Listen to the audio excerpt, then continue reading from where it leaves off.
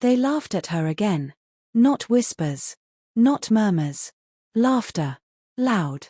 Cruel. Public. The sun was just rising over Umudike village, casting golden light on red earth roads, when Adioma stepped into the village square with an empty calabash pressed to her chest. 10 years.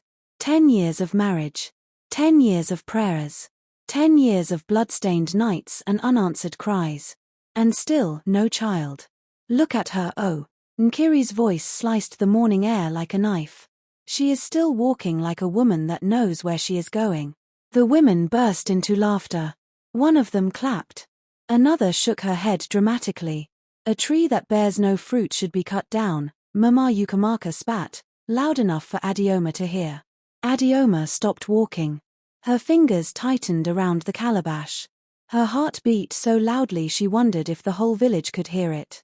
She lowered her head not because she agreed with them, but because tears were already burning behind her eyes. 10 years ago, they danced at her wedding. Today, they danced on her pain. Adioma walked home barefoot. Each step felt heavier than the last. Children ran past her, laughing freely. The sound pierced her soul like a reminder of what she did not have. She remembered the first year of marriage. Next year, we will carry your baby, they said. Second year. Be patient. 5th year. Go and check yourself. 10th year.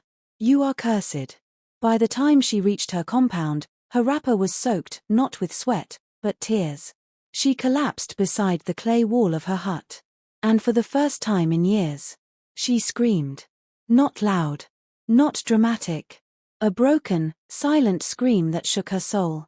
God, she whispered, her voice trembling. Have you forgotten me? That night, Adioma did not eat. She did not speak. She sat on the bare floor while the oil lamp flickered shadows on the wall.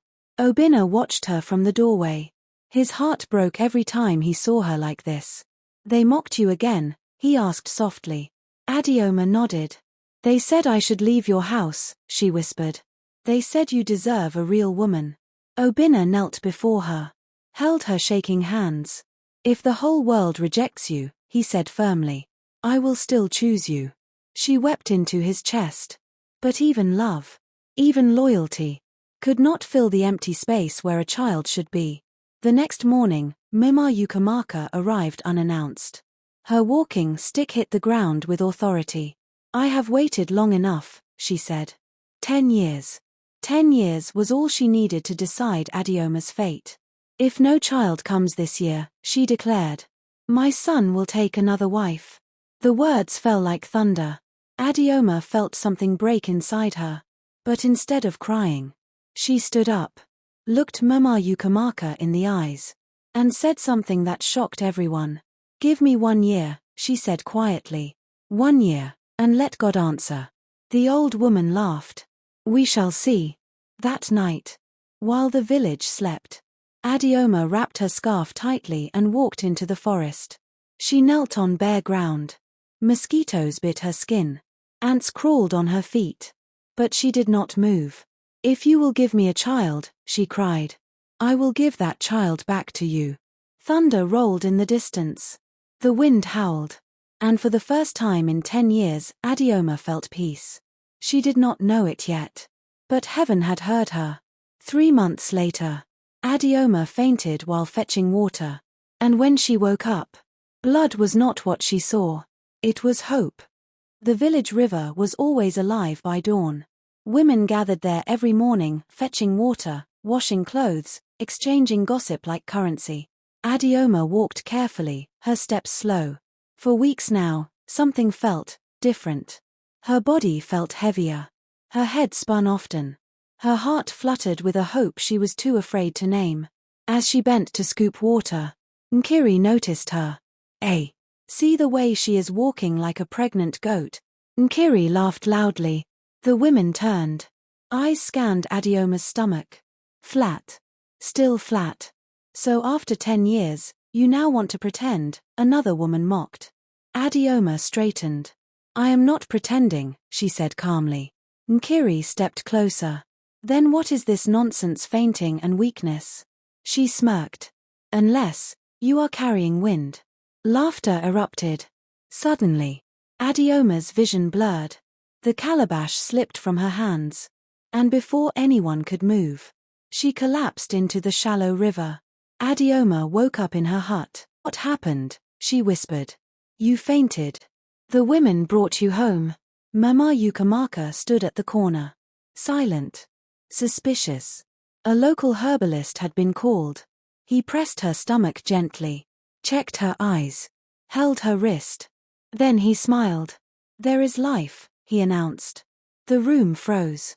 Adioma's breath caught. Obina's eyes widened. "She is pregnant." For the first time in 10 years. Adioma laughed. She laughed and cried at the same time. Outside, news spread like wildfire. "The barren woman is pregnant." The same mouths that mocked her now whispered. For 1 week, Adioma floated. Women greeted her differently, some forced smiles, some fake congratulations. Mama Yukamaka cooked for her. Nkiri avoided her. Then, one night, pain struck. Sharp, sudden. Adioma screamed. Blood stained her wrapper. Obina rushed her to the herbalist. But the old woman only shook his head. "The life is gone." The world stopped. Adioma did not scream this time. She did not cry. Empty. Broken. The village rejoiced quietly. "God has exposed her," Nkiri whispered. Mama Yukamaka turned her back. That night, Adioma tried to end it all. She walked back to the river alone. The same river. The same place. The moon reflected her pain. "If I die," she whispered, "the mockery will end." She stepped forward. Then, a voice. "Adioma." She turned. Obina. Breathless. Tears streaming. "Your life is not over," he cried. "Even if God is silent, I will not bury you." She collapsed into his arms and cried like a child. Weeks passed. Adioma withdrew from everyone. Then one afternoon, a stranger entered Umudike village. An old woman, bent back, that looked like they had seen heaven. She stopped in front of Adioma. "Why do you cry for what is already coming?" she asked. Adioma looked up, confused. The woman smiled. "This time next year," she said slowly, "you will not walk alone." Before anyone could ask, she disappeared. No one ever saw her again. But Adioma felt it. Something had shifted. 3 months later, Adioma missed her cycle again. But this time, she told no one. Not even Obina. She smiled quietly and whispered, "God, is this you again?"